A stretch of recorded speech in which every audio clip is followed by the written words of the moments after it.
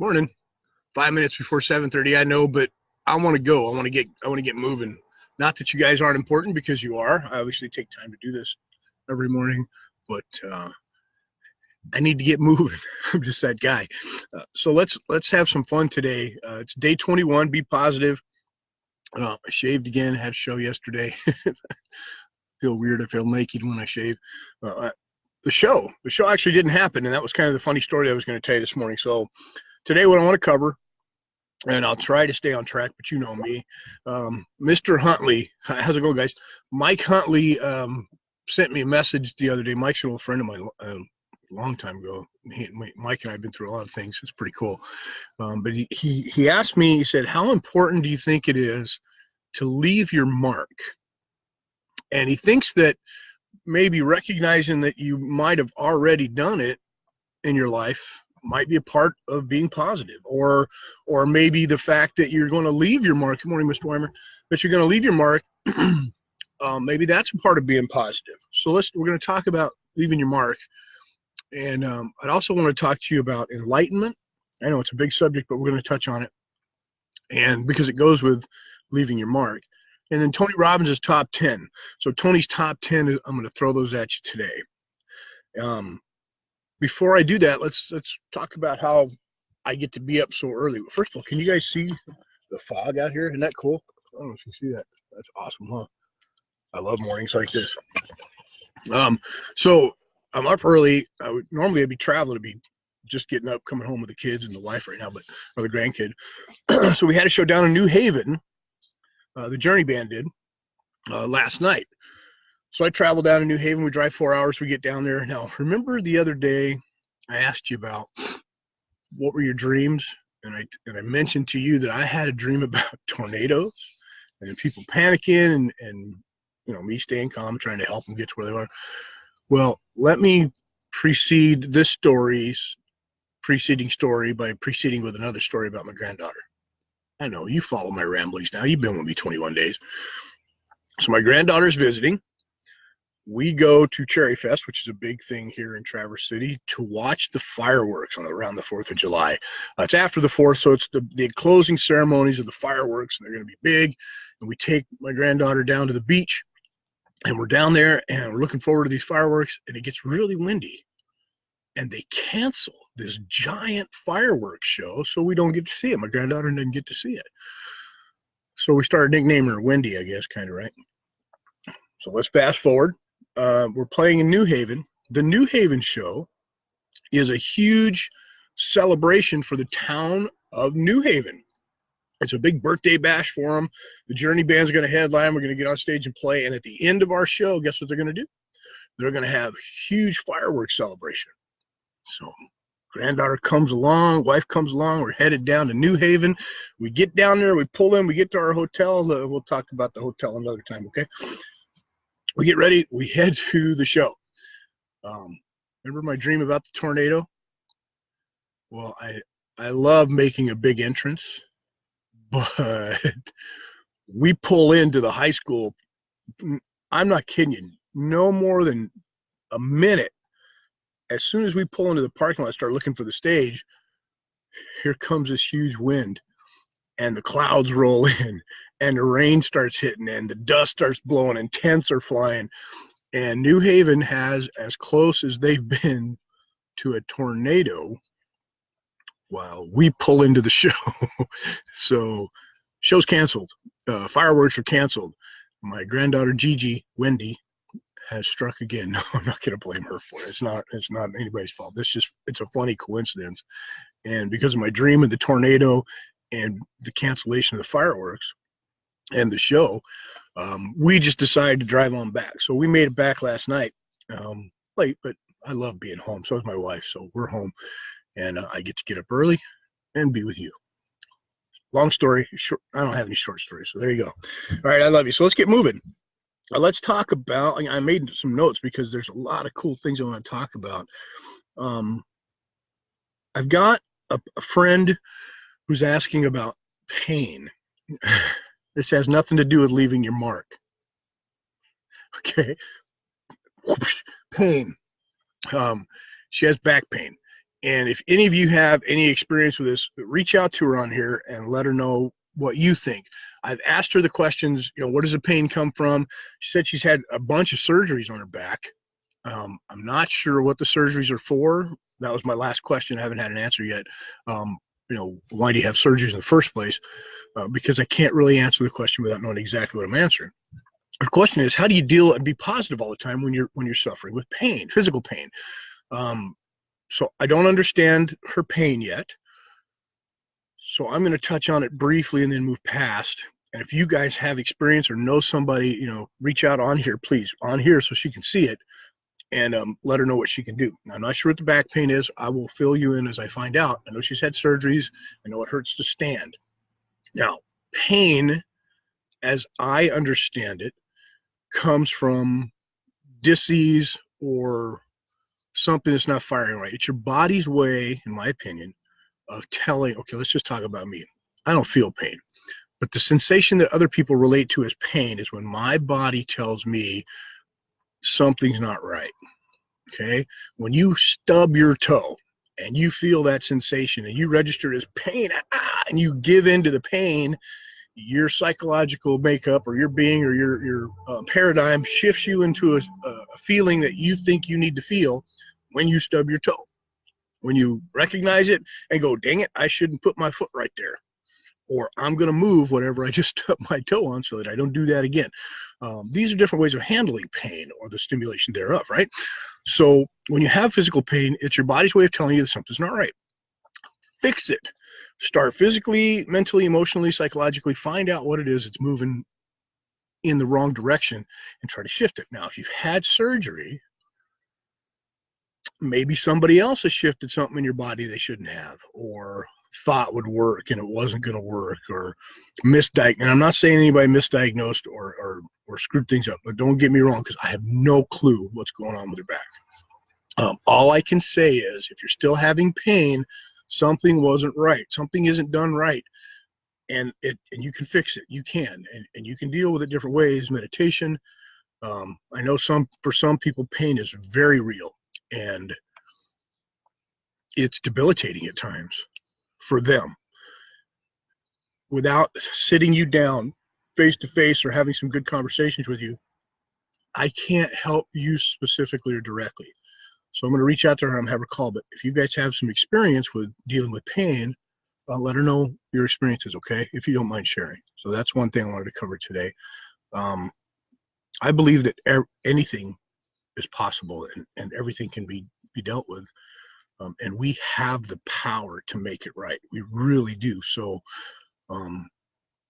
that being said, let's be positive and move forward, okay? And I promise I'll get back to you and for the lady, my friend who's in pain, and we'll talk about this, okay? I'll give you my time, some of my time, and we'll try and figure out what's happening. Okay, I hope you can hear me okay. I'm talking kind of quiet. Let's move forward. What do I do first? Let's do Mike's thing about how important is it to leave your mark, and have you already left your mark? Okay, leaving your mark. So anytime I want to discover, talk about, or learn something, I must first define exactly what it is I think I'm going to talk about. So when he says, leave your mark, I'm going to assume he means make an impact or do something that is recognizable by others later and over again. Is that a fair assessment, a fair judgment? What do you guys think? Is that okay? Good. So leaving your mark. Why don't you share with me? I see you guys are awake. Well, you may not be awake, but you're on here, right? How have you left a mark? If you have, what is it? Briefly, is it you saved someone's life, you changed someone's life, you've made somebody happy, you've created this, you've developed that, you've invented this, you have restructured this. What is it that you've done and that you think you've made your mark in? I think leaving your mark or making your mark can be equated to enlightenment. Now, if you've had kids, wow, there's a whole, we could go, Matthias, he loves being out here. We could go a lot of different directions with this, so I'll try to stay focused as much as I can on one. just hanging with me, okay? Can you leave a mark in a bad way? Yeah, I think so. Can you leave? I guess just like anything, there's balance, right? So I'm sure Mr. Huntley's talking about doing good or making a difference. So let's try and stick with that first, okay? Let's stay there and be positive about it, okay? So if you've raised your kids, I'm sure along the way somewhere you left a mark. You quit it, don't go there. You made a difference, okay? And something you said or did positively changed their life forever. If you haven't raised kids or you don't have kids of your own and you have other young people in your life, maybe you worked with someone younger and you were their mentor, or inadvertently you were the person they looked up to, or maybe you were just their manager and you took the role on of brutal honesty, or you took the role of, follow me, and you left your mark and changed it. I'll tell you, we've talked about this before. I have students that come back years after they've left, and sometimes I don't even recognize them because when they were here, they were, and then they come back and they tell me, Mr. Adkins, you taught me there's this one time you said this, or you did this, or you helped me with this, and it changed my life. For me, that's leaving my mark. Okay. And I think that's what you're talking about, Mike. I don't know if you guys are commenting or not. I don't know how to work this thing. I'll read some of the comments here real quick. I didn't know I could do this. Come on, I'm an old guy. Mr. Weimer said he had surgery. He's talking about that. I'll read that a little bit. Mr. Huntley, I don't see you comment. I don't know if you've done it. This is lag time or not, but let's do this. Let's talk about the Kempo world for a minute. Kempo is the art that I originally studied, okay? It's martial arts. It's the art that I have my 10th degree black belt in. It's my life, okay? Kenpo, K-E-N-P-O, Ed Parker's Kempo, Larry Tatum's Kempo. I've dedicated my life to this art and helping people grow through this art, okay? Martial arts, for those of you that aren't real experienced with it, is not just about kicking and punching. We are very good at kicking and punching in the Kempo world, but that's not everything that we do. Through the kicking and punching and self-defense and training and physically demanding our bodies to do things that other people can't, we learn a lot about ourselves and others. And we have a tendency, as we become instructors, to share that in abundance in many different directions. So leaving our mark. This is me leaving a mark, okay? Kempo. There's so many ways we could go with this. My students will attest. So I have created, okay, in Kempo, there is the science, the art, and the self-defense, in my opinion. I make sure that it all remains, and it's there for anybody to reach and touch, but a lot of people focus on different things. I want them all. As a 10th degree black belt, I've got them all. I took Mr. Parker's scientific approach to Kempo and broke it down to the nth degree. And I've said this before, even my instructor tells me I go too far down the rabbit hole, and I don't care.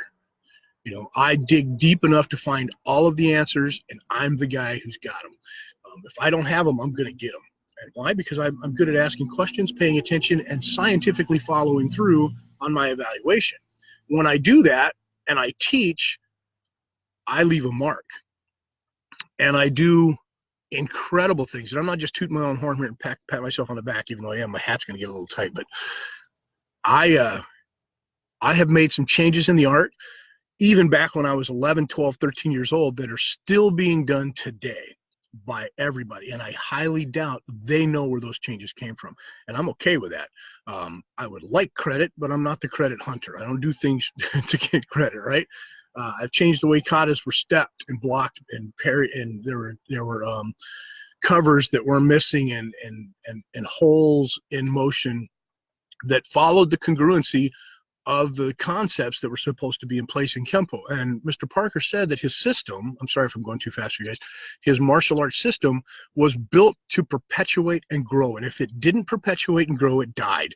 Now, whether he did that by design or default or actually just kind of came about, it was brilliant because it's a living, breathing organism. And once you get hung up on the fact that, nope, this is the only way to do it, you get lost and you get stuck in the past. And that's okay for you at the time. That's part of your growth. Trust me, you're going to fall and stumble through it. You will, if you're careful. For me, the innovation and the idea to, I'm not doing it to leave a mark, but as when I blaze a trail and I leave ways for other people to do it, I have some incredible students out there who pay attention. And when they pay attention and I change or fix things, and I'm not rewriting, the world when I do this, but I am making it so that when I teach a technique or a self-defense move, you'll hear this. You'll hear, this is the way I learned it. This is the way it was taught. This is the way it works. And when I say that, it's not an arrogant statement. It's through trial and error. And if I've got my nose busted or my butt kicked once or twice by somebody on the floor that was, helping me fix the technique, that's what. And when I worked with the military and special forces and taught them, if it didn't work, we weren't keeping it. Now, I was not in the military. I taught them. Okay, let's get that straight. But when I was teaching these boys, and even when I started a long time ago, I started teaching, my students, we would question, if it didn't work, we fixed it, we changed it. And that doesn't mean what I did is the end all be all. I left my mark. I stuck a peg in the wall and allow my students to stand on that peg, stand on my shoulders and take it further than I have. I may not have corrected it exactly, but staying with the concepts, I made my mark and I'll stand behind it. I developed a theory called body dynamics that moves off of body mechanics. Now, body mechanics is an idea that Mr. Parker brought forward to help explain the ideas that he was covering. I created body dynamics. I didn't invent it. I uncovered it, tagged the name, and put it into action. Mine, okay? If you do it and you use it, it's from me. I'm tooting my own horn. Leaving a mark, though, I've got a ton of these things that I've done for the system, and am now putting them into book form, putting them on video, which takes me a long time. Even though I might sound very proud of this, I'm not much of a braggart. When I go to put things on video, I feel like I'm showing off, and they very rarely make it to publication. I'm trying, guys. I'm trying. So I left my mark. How's that?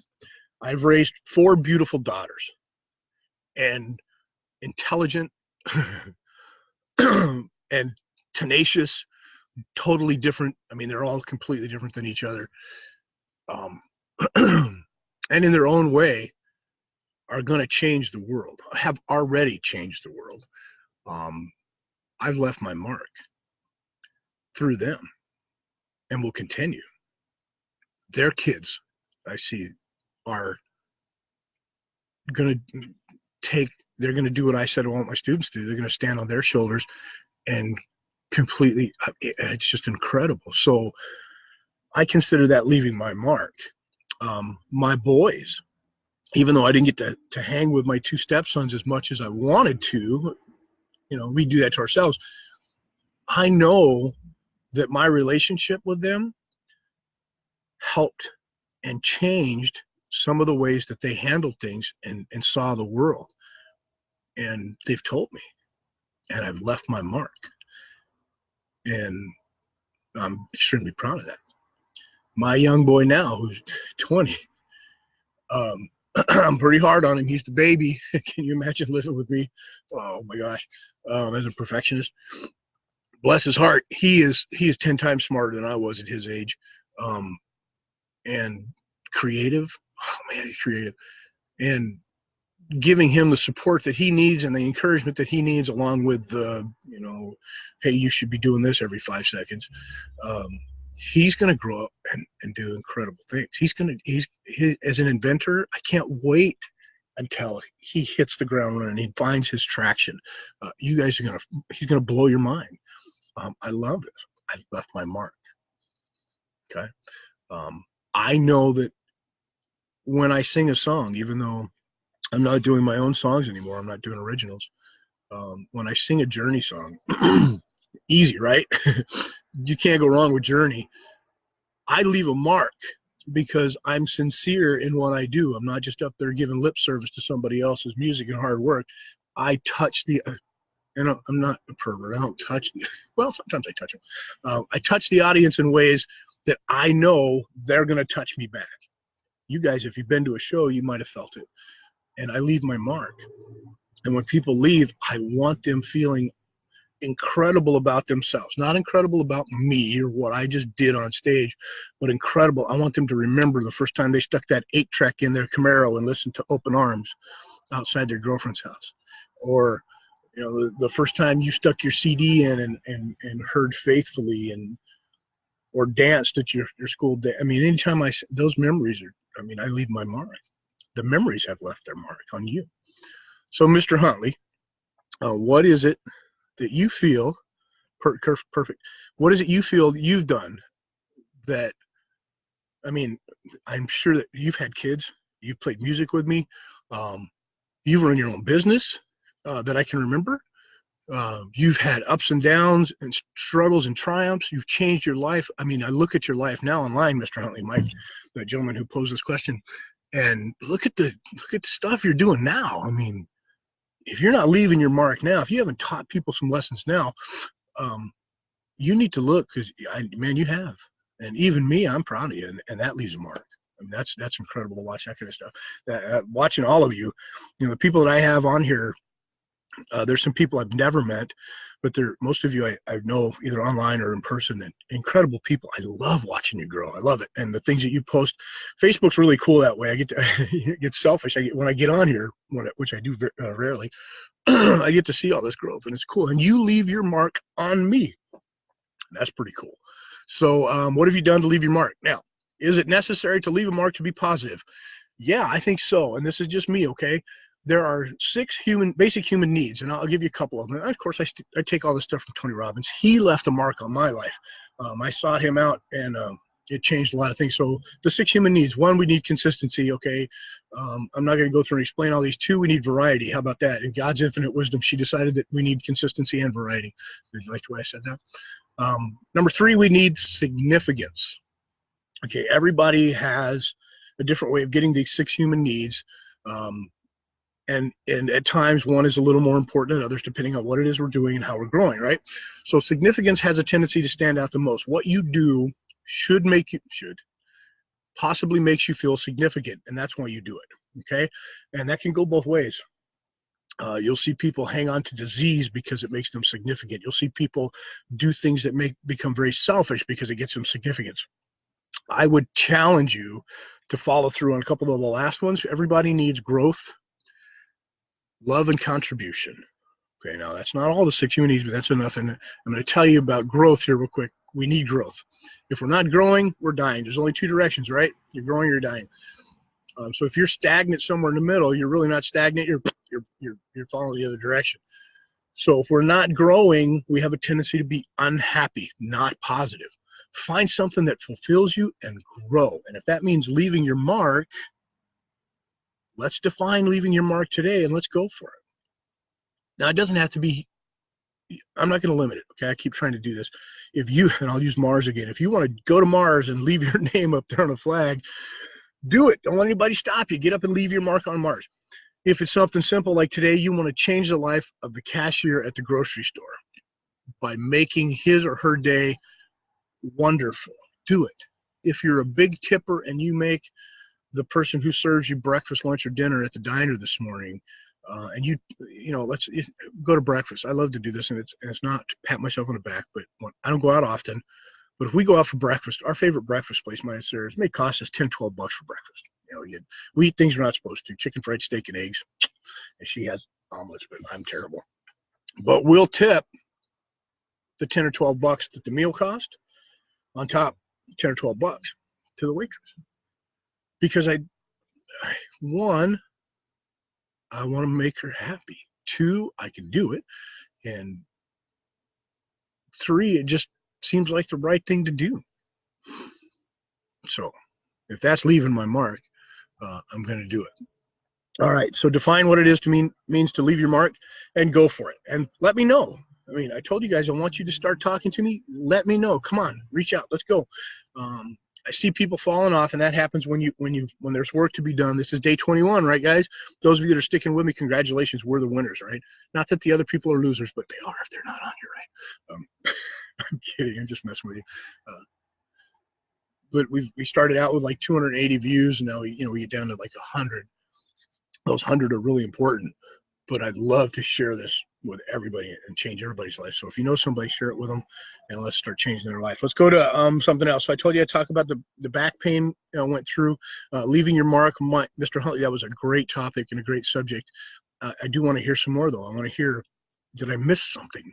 Teach me something about leaving a mark. When I equated it to enlightenment, let me share this real quick. Leaving a mark, I don't think ever stops. I think you do it in tiny bits all the time and in giant holy crap moments when possible. And you may not even be seeking to do it. If you're a good person and you like to lead by example and you truly care for others. And I mean, you don't have to empathetically care for bad people. Now, boy, did I open up a can of worms. If you truly care for others, you're leaving a mark, okay? No matter what you do. Saying howdy, good morning, yes, ma'am, no, ma'am, yes, sir, no, sir, please, and thank you. These are ways, yes, I said it. Yes, ma'am, no, ma'am, yes, sir, no, sir, please, and thank you. I don't care if you, you're leaving your mark. You're making your mark. Enlightenment is the same way. When you train in martial art, anything, and you seek enlightenment, people think, oh, enlightenment, what does that mean? It means you got to meditate and empty my mind. First clue is when you meditate and you empty your mind, the thought of your mind being empty means your mind is not empty. So emptying your mind is almost an impossibility. Wait, that makes sense? You follow that? When you try to empty your mind and you realize your mind is empty, the thought of an empty mind is not an empty mind. Mindfulness. So don't try to meditate to find enlightenment.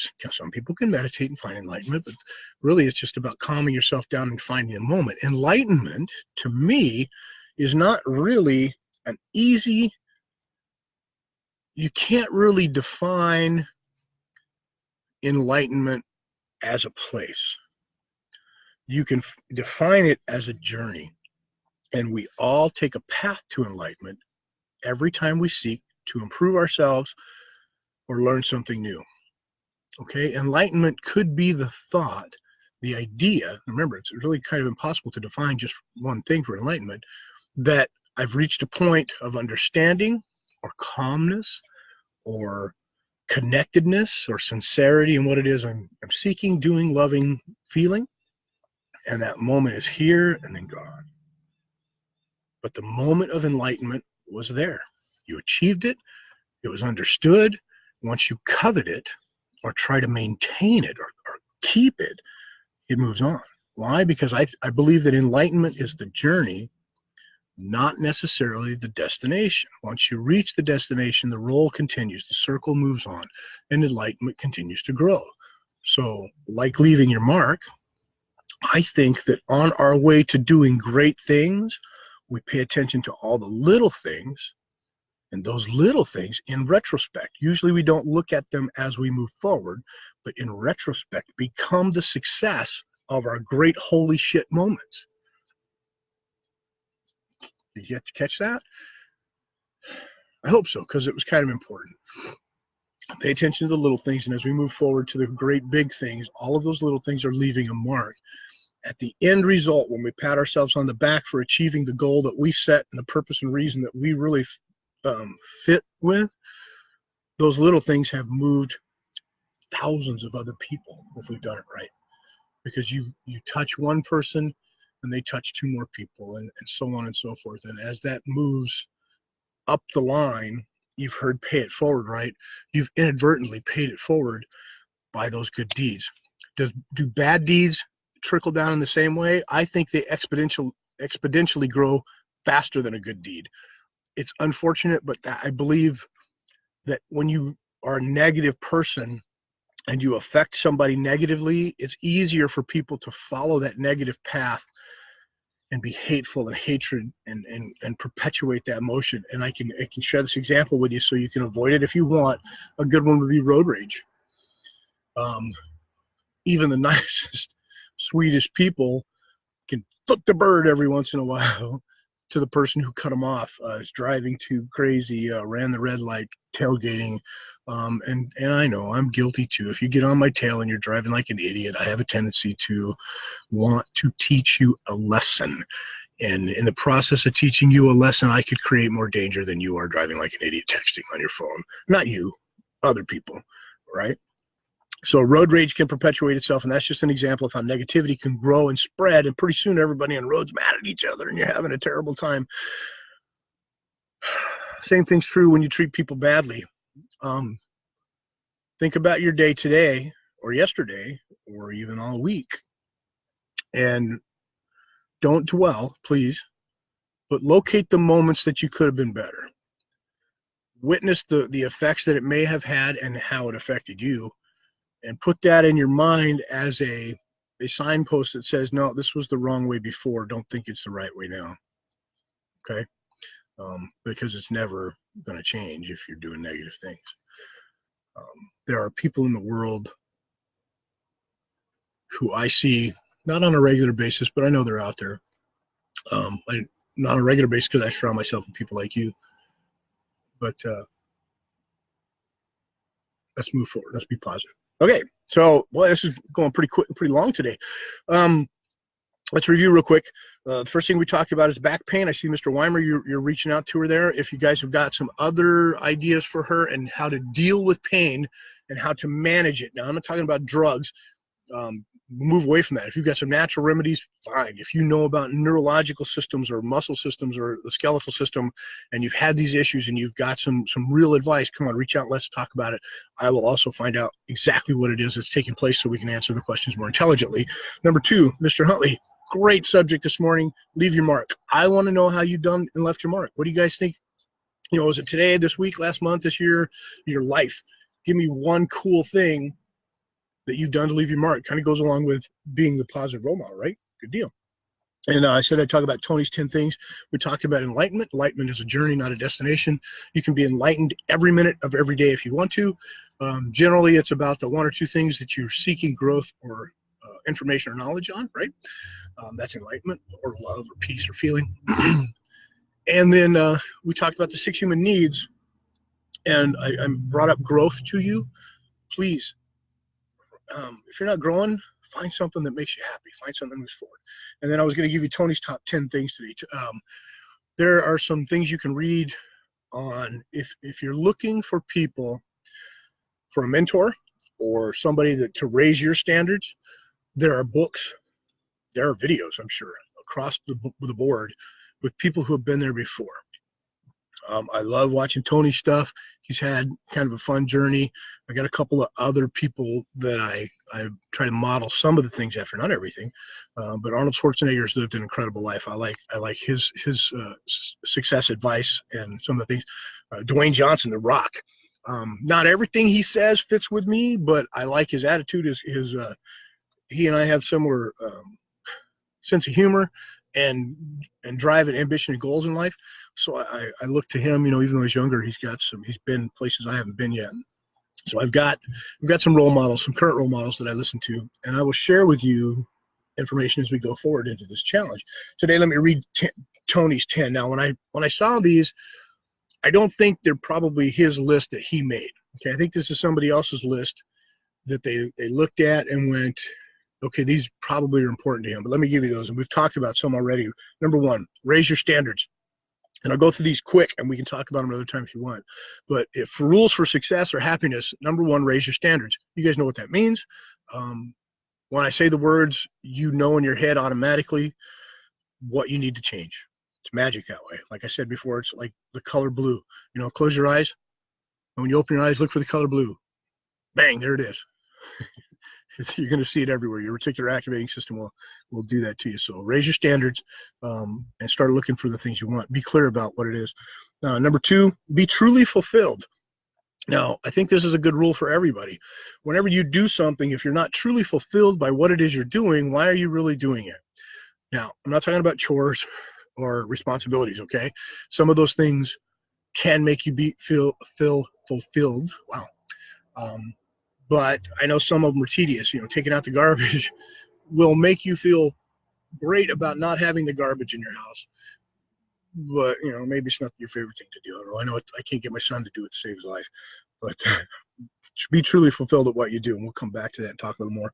Number 3, progress equals happiness. We're not looking for change. Okay. Change happens automatically. Seek progress in its littlest steps. So when you start anything, sometimes hindsight, people say don't live in the past. Yeah, but look back at the wonderful things you've done every once in a while, okay? Don't forget that you planted that tree that's now 6, 10, 12 feet tall, and grew it. Don't forget, the wonderful things and the hardships that you've overcome. So you can look back and be fulfilled by your past. Now, hold on. Don't, because I know people can look at their past. We've talked about this and go, oh, woe is me. I had a terrible life. Knock that shit off. Look back at your past, at the wonderful things. They were there. Go through some old family photos and make up new stories if you have to. I remember that time Grandpa beat me with a stick. Yeah, it was fun. Grandpa was playing beat the ball with a stick, and he missed and hit me 3 or 4 times. Don't lie to yourself. I'm having fun with you. Be fulfilled. Sorry. I'm a nut. I know. Love your customers. Now, like I said, I think this is their take on that. Love your customers. So if you have your own business, yes, love your customers. If you don't love your customers, what the hell are you doing in that business? If you work for somebody else and you're at their store and you hate the people that come in, you're not long for that job. 1, you're not going to stay. 2, they're going to know and fire you. 3, you're going to get in trouble. But if you own your own business, and I hope you do, love your customers. Love what you do and love what you do for them. If you don't, contribution, love, growth, and connection are not going to exist. So love your customers. Love what you do. And if you don't have customers, love the people you interact with. Be truly compassionate toward them and love them. If you don't, change the people you hang out with. It's that simple, right? I know it's really easy to say these things. Number 5, add value. Okay, now this goes along with loving your customers. When you meet somebody new or you're doing, if you own your own business, you know that adding value to what you give is never a bad thing. What you sell, what you share, what you do, adding value is something that we seek all the time. As a teacher, if I stopped learning and just regurgitated all the old stuff that I knew or know or thought I knew, that's not really added value, is it? I mean, sure, you may not know what I know and what I teach you becomes new, but if I'm not learning new things all the time, I don't think I'm adding value and I'm cheating. So I continue to grow. Does that make sense? I don't know what your specific situation is, but add value. Okay. This morning, let's do this. Let's have fun. If you're in a relationship, when your significant other gets up, or if they're already up, make today about them. Make the morning about them. Do something for them that just makes them look at you like, who the hell are you? I hope it's not that drastic. I hope you do this all the time, but do something, make them feel good. Add value to what it is that's going on this morning. If you're not in a relationship, do it to the people you meet, okay? Or do it to yourself. God forbid we don't take care of ourselves. Do it for yourself. Add value to something. Learn something new today. Go have fun. When you're mowing the lawn, stick the headphones in and meditate. Listen to music. Learn something new language. Read a book or listen to a book. Okay. So add value is Tony's number 5. I think that's a good one. Oh, here's something. I don't know if you guys understand more about business or life. Okay. In a business standpoint, whether you have a job, work for somebody else, own your own business, going to school, whatever it is. And when I learned this, I hiccuped and have to come back and remind myself of this all the time. Have an exit strategy. What does that mean? Well, if I start a business and I don't have an exit strategy, what do? I have a job. Okay. I don't own a business. I own a job. If I don't have an exit strategy means at the end of this goal, this is how I can back away, sell, create, retire from what it is I'm doing, or change directions and move forward. And I do that with my martial arts. I do not have an exit strategy. I think I'm going to be doing this till I'm 150. Having an exit strategy or a plan in place helps you reach your goals. It helps you get to the next pinnacle and move forward. Have an exit strategy, not for a relationship, unless you need to get out of that relationship, and then have an exit strategy. But that's not what I'm talking about. Okay. Number 2, be resourceful. Most people fail not because of the lack of resources, but because of the lack of resourcefulness. So whenever it is you're trying to do something and you hit a roadblock, I can't do it because I don't have the right people, the right money, the right tools, the right equipment. Those are excuses. If you're resourceful enough, you will find a way. So number 7, be resourceful. Okay, I'm going quickly, but I want to get you on your way.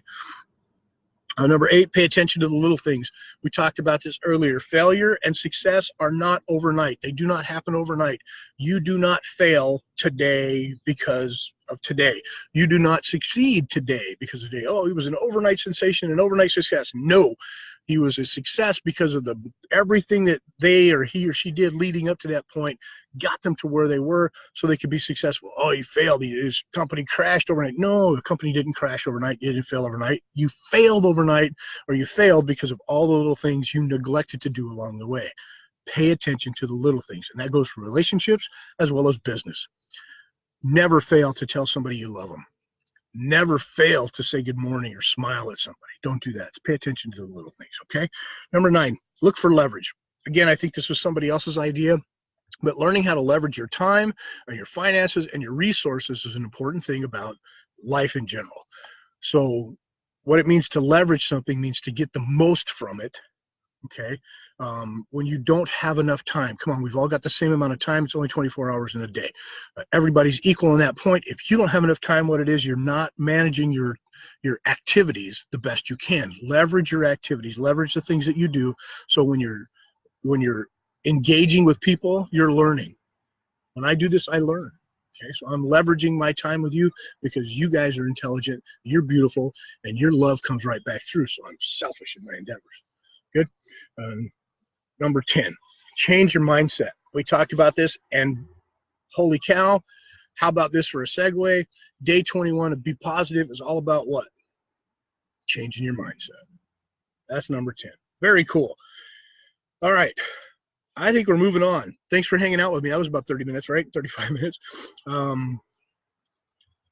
Kids, your job, retirement, has an exit strategy. One thing I did want to mention here is when you train your mind, can you train your mind? Yes. How do you change your mindset? Incantations are a way. I mean, it's a silly, not really silly. Let me change that. Placebo, right? Incantations are the best way to train your mind. Did you catch that? What's an incantation? I'm beautiful. I'm smart. I'm strong. I'm happy. I'm healthy. I'm rich. And you say that all the time. And the more you say it, guess what? The more you remember it, and it becomes your reality. That's an incantation. Train your mind like you train your body.